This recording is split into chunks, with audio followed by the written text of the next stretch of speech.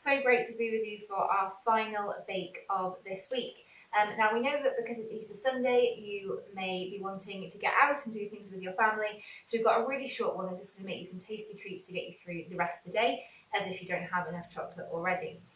Today we're going to be making chocolate Easter nests, which are a really simple one. They just need 3 ingredients, which I've got 200 grams of chocolate. I'm using milk chocolate. You can use dark, white, really whatever kind of chocolate you either want or have lying around. And I've got some cornflakes. Now I've got 75 grams in here. I'm not sure how many I'm going to need, so I'll just have to kind of play it by ear as we go along. You can use any sort of basic cheap cereal for this cake. You could use Rice Krispies, cornflakes that I've got, or Shreddies, or shredded wheat if you break those bundles up into smaller pieces. It's just anything that's going to be nice and small that you can stir into some chocolate. And the last thing that we have is some mini eggs. I love mini eggs, and I'm always sad that you can only get them around Easter time. If you have under 4s, just be careful that mini eggs are a bit of a choking hazard, so keep them away from little tiny ones. But the Easter egg is the reason that we're kind of doing these on Easter Day. Do you know why we have eggs at Easter? There's a few different reasons. One reason is to celebrate a new life. In the spring, birds are really busy building nests for their eggs, for them to have babies, which is a sign that new life is coming when those baby birds arrive, and you can hear them cheeping away in the background.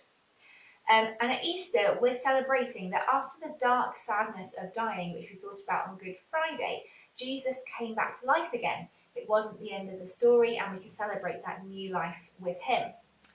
Another reason is that the shape of the egg helps us to remember the tomb that Jesus' body was put in. Usually Easter eggs, when we have our full-size ones, are hollow on the inside, just like Jesus' tomb was empty when the women visited on Sunday because he had come back to life again.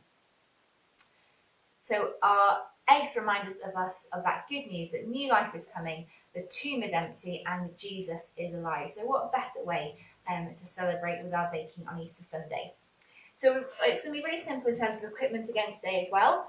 I've got a pan on the hob behind me with some hot water in, and I'm just going to put another pan over the top as a way of melting my chocolate. I don't want to go and putting things in the microwave because it's more difficult to get the chocolate nice and smooth. I'm just going to be putting it in a pan over hot water to wait for it to melt. The other thing I've got is some cupcake cases, which are waiting for me to put my nests in. So my first step is to just pour that chocolate into my bowl and put that over my hot water. So the steam is going to come up to the bottom of the pan and warm the bottom of the pan up, and that's going to melt my chocolate. So whatever colour chocolate you decide to use, make sure that you break it into smaller pieces so it takes less time to melt. You could use, if you've got lots and lots of Easter eggs, you could break one of those up and put that in. If you've got cooking chocolate, you could use that. Any kind of chocolate that you have lying around, you can pop in here. I'm just going to wait for it to melt for a few moments.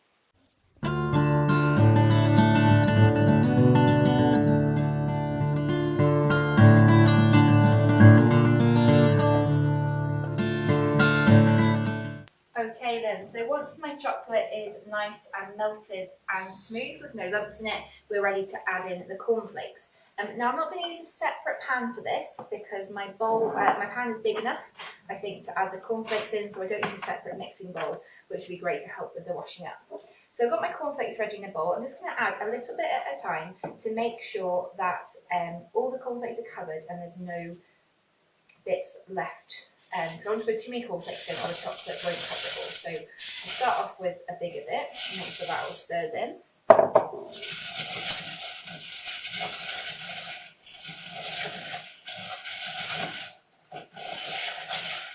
Now you might find that you need different amounts of different cereals. It could be that if you use Rice Krispies, you can use a few more because they're smaller, or less shredded wheat because it's bulkier. So just kind of be careful while you're doing it that you don't put too much in, because it's going to be less about weight here and more about volume. So I think mine's nearly done.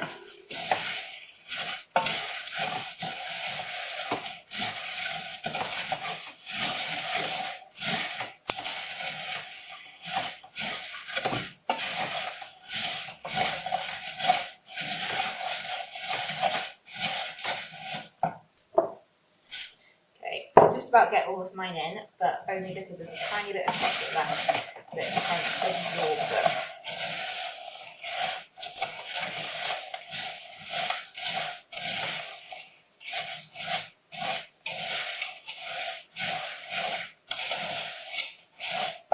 There we go, so they're all covered up with chocolate. It's still nice and runny because the chocolate's warm, but when it's refrigerated it will set and they will stick together really nicely. So my next job is going to be to put them into my cupcake cases. I'm going to use a spoon and a teaspoon for that. So I will get on with that and I'll see you again in a moment.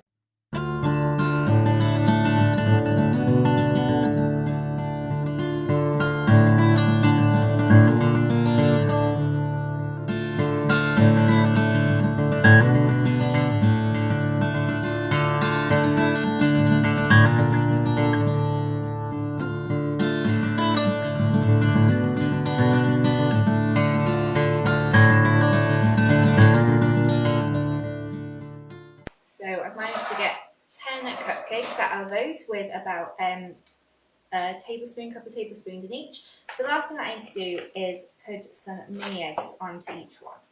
And that is so that my little nests look just like that, like a bird's nest. So I've got a whole tub there, but I'm just going to make sure I start off with 2 to make sure there's enough for every nest to have 2 eggs in it. You don't want any lonely siblings, do you?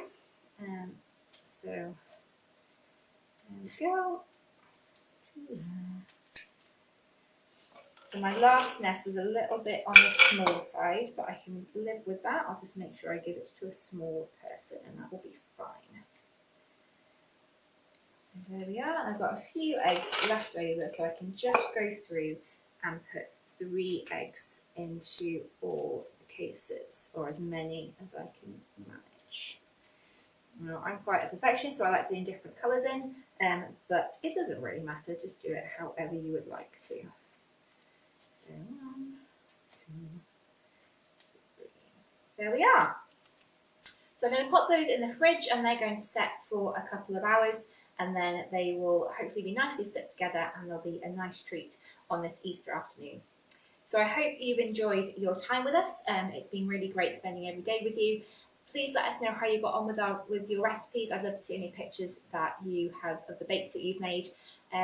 You can join us again for our Easter celebration as a diocese, which is on our YouTube channel as well. And as part of the team, we've come together with lots of families from all over the diocese to celebrate Easter together. So we'd love to see you there as well. Hope you have a good week and have a lovely Easter. Bye.